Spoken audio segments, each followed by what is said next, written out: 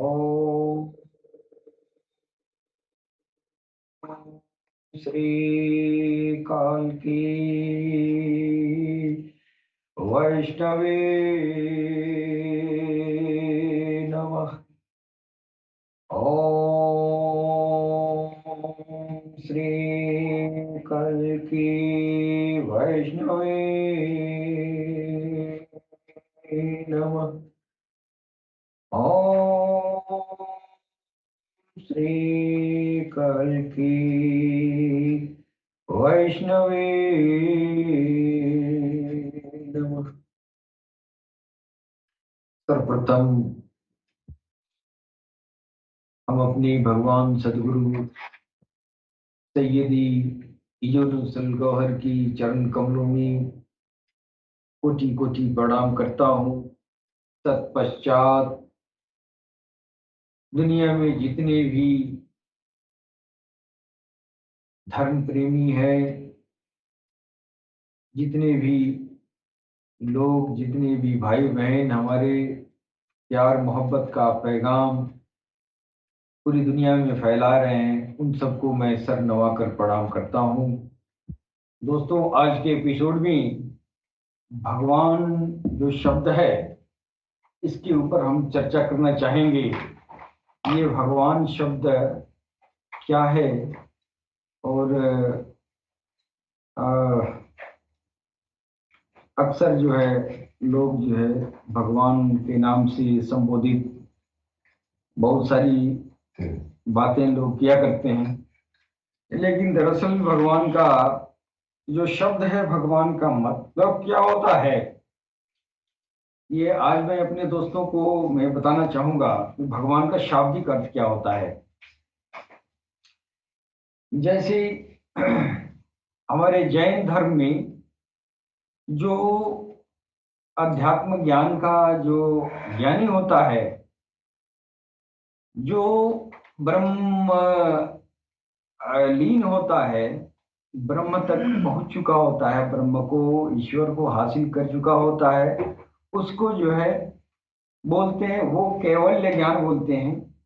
और ऐसे व्यक्ति को जो ब्रह्म को प्राप्त कर लिया है, उसको जो है हमारे जैन मतों में तीर्थंकर कहते हैं।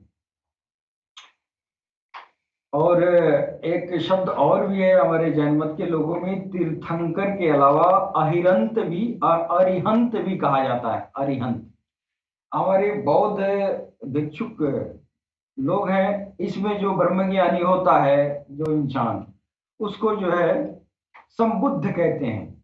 बौद्ध मत में ब्रह्मज्ञानी इंसान को संबुद्ध कहते हैं। और बुद्ध का मतलब होता है कि वो जो है ये ज्ञानी। बुद्ध का अर्थ जो है, बुद्ध से मतलब ये है वो सन्यासी होता है, बुद्ध का शाब्दिक अर्थ। लेकिन बुद्ध अगर ईश्वर को प्राप्त कर लिया, ईश्वर तक पहुंच गया, ईश्वर तक जब रसाई हो गई, ब्रह्म ज्ञान उसको हो गया, वास्तविकता से साक्षात्कार हो गया, तो उस बुद्ध को संबुद्ध कहते हैं। वैसे ही हिंदुओं में जो ब्रह्म को प्राप्त कर लिया, ब्रह्मलीन हो गया, यानी ब्रह्म उसके अंदर समाहित हो गया, तो उसको भगवान कहते हैं। जी बेशक। ये जो है बड़ा भ्रामक चीजें हैं। इंसान जो है भगवान से मुराद जो है ये लोग ईश्वर या परमेश्वर से लिया करते हैं। दरअसल ईश्वर और परमेश्वर और भगवान में अंतर होता है। भगवान का अर्थ होता है इंद्रियों को जीतने वाला, जीत इंद्रिय जिसको बोलते हैं, जो इंद्रियों को जीत लिया हो। वहां कुछ लगा बैठ जाइए आप। तो इंद्रियों को जीतने वाले को जीत इंद्रिय कहते हैं, और इसी को भगवान भी कहते हैं। अब इंद्रियों को जीतने वाला का मतलब यह, भगवान कल के अवतार सरकार को हर शाही ने बताया है कि इंद्रियों को कैसे जीता जाता है।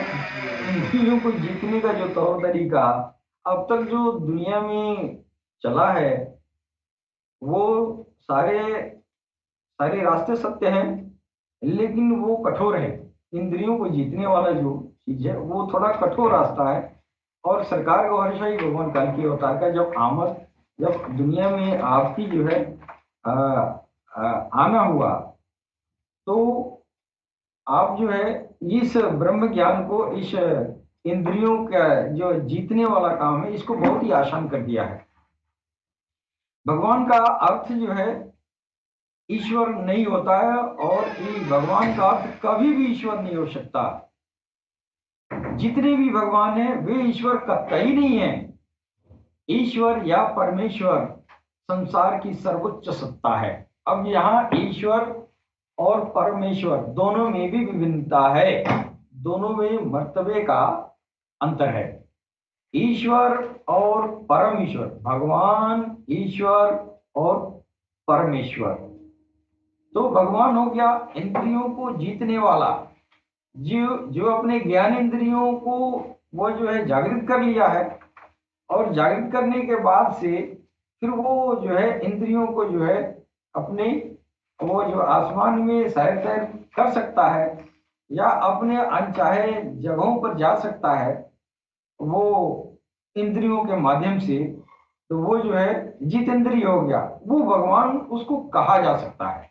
इसलिए कि सारे इंद्रियां जो है वो जागृत हैं। और सरकार ने बताया, हमारे सरकार को हर्षाई भगवान काल के अवतार ने बताया, एक इंसान के अंदर 16 इंसान होते हैं। और हमारे वेदों में, ये हमारे भगवत श्रीमद् भागवत गीता है, इसमें भगवान योग महायोगेश्वर भगवान कृष्ण भी कहते हैं, ये जो है कहा गया है कि भगवान कृष्ण जो है 16 कलाओं के वो जो है माहिर थे। तो 16 कलाओं का माहिर का मतलब ये जो है कुशल वक्ता, कुशल शासक, मृदुभाषी, ना सत्य बोलने वाला, ये सब चीजें, ये तो ये भगवान के गुण जो है, भगवान के विशेष गुण ये नहीं है, ये तो इंसानों के अंदर है। अब लिखने वालों ने लिखा है ये जो है भगवान कृष्ण का जो है वो कलाएं हैं। कलाएं, कलाओं का मतलब ये नहीं, कलाओं का मतलब ये है कि अपने ज्ञान इंद्रियों को, उनके जो बातनी, उनका जो है इनर एसोटेरिक फंक्शन है, उसको एक्टिवेट करा ले, उसको जो है चालू करने का, उस इंद्रियों से और भी जो आंतरिक काम लेने का जो गुण जिसको आ गया वो उस कला में माहिर है। तो एक इंसान से सरकार गौरवशाही भगवान काल की अवतार कह रहे हैं, एक इंसान के अंदर 16 इंसान हो सकते हैं, होते हैं। उन 16 इंसानों को उसमें पैदा करना पड़ता है, उसमें जो है अध्यात्म ज्ञान के माध्यम से उसको जागरण करना पड़ता है। फिर वो 16 इंसान इसमें से निकल के बाहर शहर तैर के लिए जा सकते हैं। ये कलाएं जो है, ये कला है, कला इसको कहते हैं। मृदुभाषी कला तो आम इंसानियत की है। भगवान में और आम इंसानियत में क्या फर्क रहा? अगर मृदुभाषी ही अगर भगवान कृष्ण की कला है, तो फिर आम इंसानियत में और भगवान कृष्ण में क्या अंतर हुआ? थोड़ा सा सोचने की बात है ना। मृदुभाषी कुशल शासक, कुशल शासक, कुशल, ये न्यायिक, तो न्यायिक तो ये इंसान का गुण है, इंसानियत का गुण है। लेकिन ये जो है वो भगवान का, अवतार का गुण नहीं। अवतार का गुण तो विशेष होता है। तो ये कहीं ना कहीं इंसानियत को समझने में इस बात में थोड़ा सा फर्क पड़ गया कि 16 कलाओं के हामिल, 16 कलाओं के ज्ञाता हमारे महायोगेश्वर ये भगवान कृष्ण ने जो है, ये नहीं है, कहीं ना कहीं उन ज्ञानेंद्रियों के अंदर इनर इसोटेरिक फंक्शन को वो जो है उसकी तरफ इशारा है कि वो कौन सा गुर है, कौन सा तरीका है जिस तरीके के जरिए वो 16 आत्माओं को अंदर से निकाल के सैरतन के लिए वो भेजा जा सकता है। एक मैं भगवान जो शब्द है इस पर मैं फिर बाद में करूंगा। एक बार एक कहानी है हमारे भगवान, ये जो है भगवान कृष्ण के जमाने की बात याद आई है। एक कहानी हमने सुना है कि भगवान कृष्ण जो है एक बार भोजन जो है अपना अपना बैठ के अपने कक्ष में और अपना भोजन तमन्नुल फरमा रहे थे। तो उस एकाएक वो जो है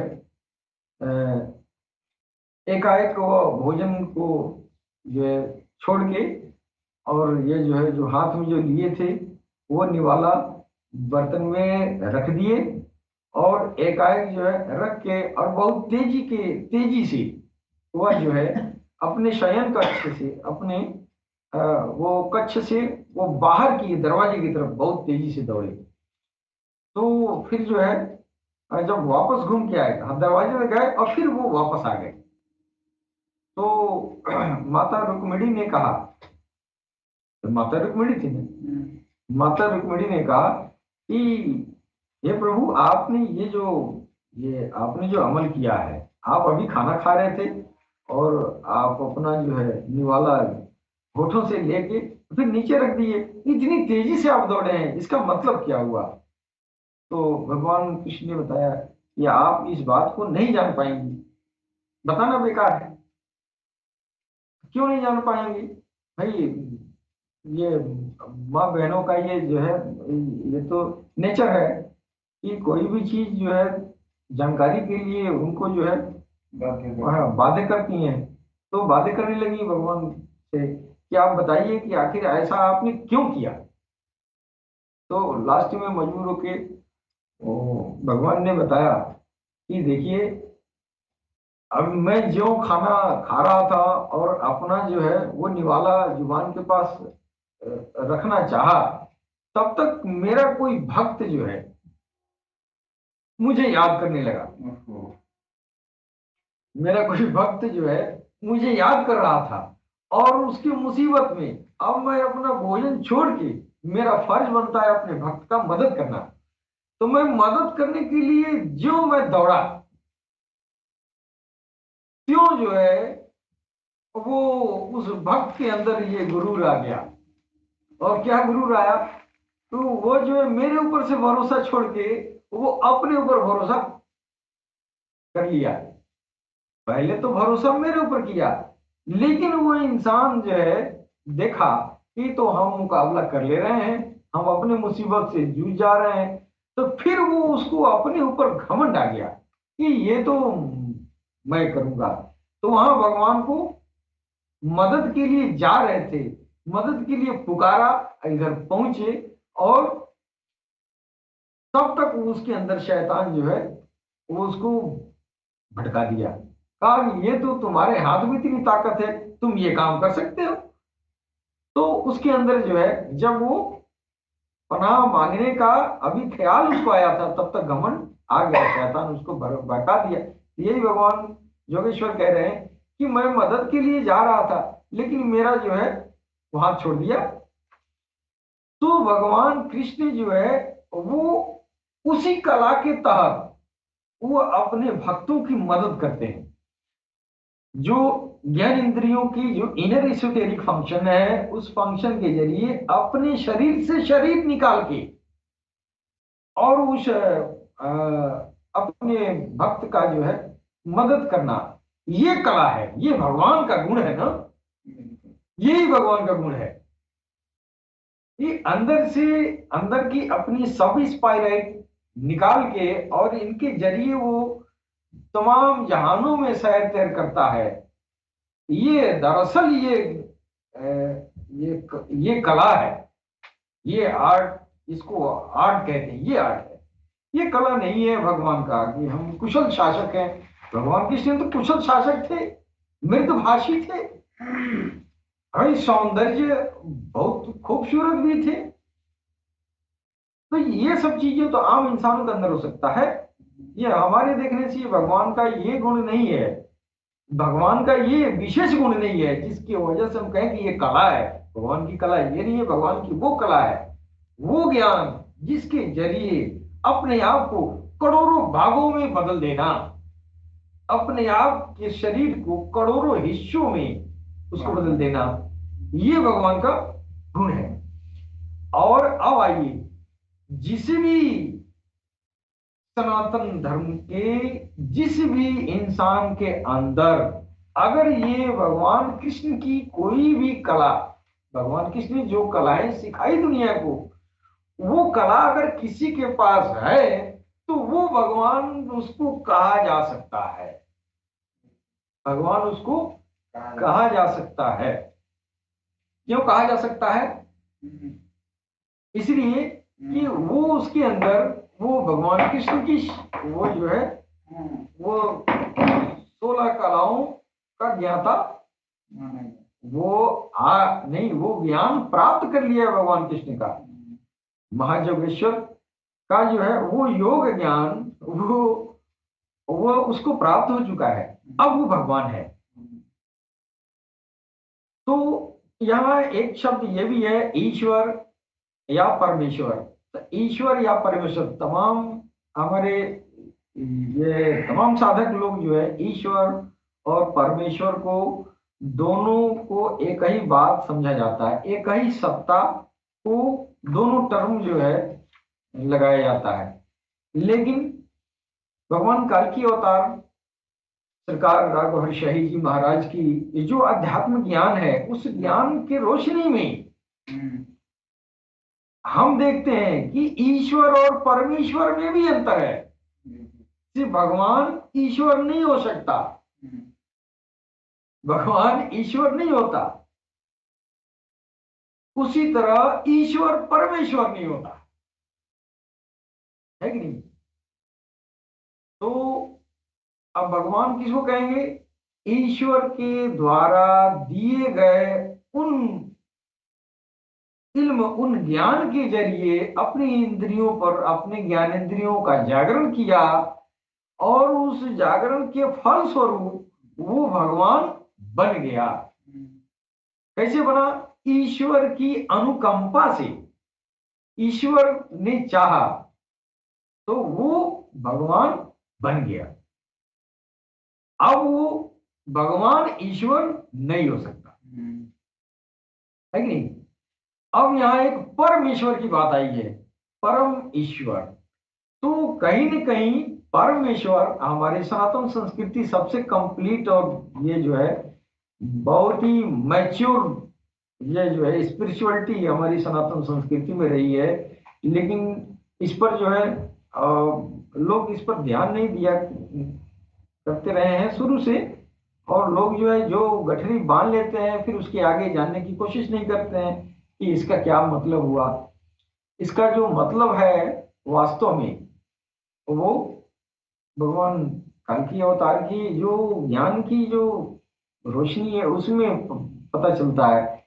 ईश्वर से भी परे एक और जो हस्ती है जिसको परम ईश्वर हमारे सनातन धर्म में कहा गया है। अब ये कि कुछ अब आगे अगर इल्म आप हासिल नहीं करना चाहते हैं तो फिर यहाँ आप विवादित बात कर सकते हैं कि ईश्वर और परमेश्वर में ये जो है भेद बताया जा रहा है कि नहीं। तो कुछ लोग तो मानने वाले भगवान, ईश्वर, परमेश्वर सब तीनों को एक ही सत्ता समझते हैं, लेकिन ये तीनों जो है ये भगवान इंसानियत के लिए है, भगवान का पद इंसानियत के लिए है, और ईश्वर का पद, ईश्वर तो कोई हो ही नहीं सकता। ईश्वर ने तो सब कुछ बनाया है, ये ये सारा जमीन आसमान, ये सारे स्वर्ग नरक, ये सब कुछ जो दिखाई दे रहा है आपके सामने, जो नहीं दिखाई दे रहा है, सब कुछ ये जो है ईश्वर ने बना के रखा है। तो सवाल ही नहीं है इंसान ईश्वर हो जाए। भगवान तो हो सकता है इंसान, लेकिन ईश्वर नहीं हो सकता। अब जब ईश्वर की पराकाष्ठा को आज तक कोई नहीं समझ पाया, तो सिर्फ नाम ही तक रह गया है कि परम ईश्वर भी हो सकता है। कहीं न कहीं से परम ईश्वर का सुराग मिला होगा, तभी ये टर्म आया है दुनिया में, परमेश्वर। तो ईश्वर के जो है ये आगे जो बात है परमेश्वर वाली, ये टर्मिनोलॉजी नहीं समझ में आती है, तो कहते नहीं नहीं वो ईश्वर ही परमेश्वर है। तो आदमी अपने आप को संतुष्ट कर लेता है, लेकिन हमको लगता है कि ऐसा नहीं है। जिन लोगों ने, जिन ऋषियों ने ईश्वर और परमेश्वर का टर्मिनोलॉजी दुनिया को दिया है, वो उनका ज्ञान जो है बहुत आगे का ज्ञान था उनका, बहुत आगे का, जहां तक हमारी सोच नहीं पहुंच पाती है, ख्याल नहीं पहुंच पाता है और नहीं पहुंच पाएगा। आम इंसानियत की जो परमेश्वर की वो परिकल्पना को वो जो है कर सके, परिकल्पना भी नहीं कर सकता है। हकीकत की तो बातें दूर है, हकीकत तक पहुंचना तो असंभव है। लेकिन उसकी परिकल्पना भी नहीं कर पाएगा परमेश्वर का, वो इतनी बड़ी सत्ता है। आगे हम बताना चाहेंगे, भगवान शब्द संस्कृत के भागवत शब्द से बना है। जिसने 5 इंद्रियों पर विजय प्राप्त कर ली है तथा जिनकी पंच तत्वों पर पकड़ है, उसे भगवान कहते हैं। भगवान शब्द का स्त्रीलिंग भगवती है। अब तो अगर ईश्वर और भगवान में अंतर नहीं होता तो ईश्वर का भी पुल्लिंग और स्त्रीलिंग होता ना। तो ईश्वर का तो न पुल्लिंग है, न स्त्रीलिंग है, न कॉमन जेंडर है, न नपुंसकलिंग है। इसको तो कुछ भी नहीं कहा गया, ये तो किसी कैटेगरी में नहीं है। इसे अब भगवान इसलिए वो स्त्रीलिंग पुल्लिंग होता है। भगवान का स्त्रीलिंग होता है भगवती, भगवान पुल्लिंग है। तो भगवान का ये जो है स्त्रीलिंग और पुल्लिंग जब होंगे तो जाहिर है कि वो स्त्रीलिंग पुल्लिंग ये मखलूक में होंगे, यानी वो भगवान की कृति में ये मौजूद होगा, है कि नहीं। और ईश्वर के लिए अगर कहा जाता तो ईश्वर और भगवान अगर एक होते तो ईश्वर का स्त्रीलिंग भी होता, है कि नहीं। तो इसलिए जो है भगवान से ईश्वर जो है ये बात डिफर कर रहा है। और परमेश्वर में ये तो परमेश्वर में ईश्वरता ही है, पर क्यों लगा दिया गया। पर का मतलब परे, परे का मतलब ऊपर, तो इसके आगे भी कुछ है, इसलिए परमेश्वर की बात कही गई है। बहरहाल भगवान शब्द ये पुल्लिंग है और ये पुरुषों के लिए जो अपने ज्ञानेंद्रियों को जीत लेता है, जो अपनी 16 कलाओं को जान जाता है, 16 कलाओं से वो जो परिपूर्ण हो जाता है, वो कलाएं उसके अंदर समाहित हो जाती हैं, फिर वो जो है भगवान कहा जा सकता है। और इसीलिए हम अपने भगवान से ये सदगुरु को भगवान के नाम से हम पुकारते हैं। हम भगवान इसलिए कहते हैं कि वो हमारे सदगुरु जो है इस ये जो है ज्ञानेंद्रियों पर विजय प्राप्त की है। ये तो मेरा अपना ईमान है, मैं जानता हूं, इसलिए मैं अपने सदगुरु को भगवान कहता हूं। आप कहे या ना कहे, आपसे तो मेरा कोई मतलब नहीं है। मैं अब मेरा अपना व्यक्तिगत विचार है, हम अपने गुरु को उस स्तर तक मैंने पाया है, इसलिए हम अपने गुरु को जो है भगवान सदगुरु सैयदी यूनुस अल गौहर के नाम से हम कहते हैं। तो आगे जो है हमारे वक्त जो है घड़ी इशारा कर रही है, तो इसके आगे हम अगले एपिसोड में चर्चा करेंगे। तब तक के लिए हम आज्ञा चाहते हैं। हमारे सभी सुनने वाले भाइयों को सलाम, नमस्ते, गौर श्री मरहबा, सत श्री अकाल, गौर श्री मरहबा।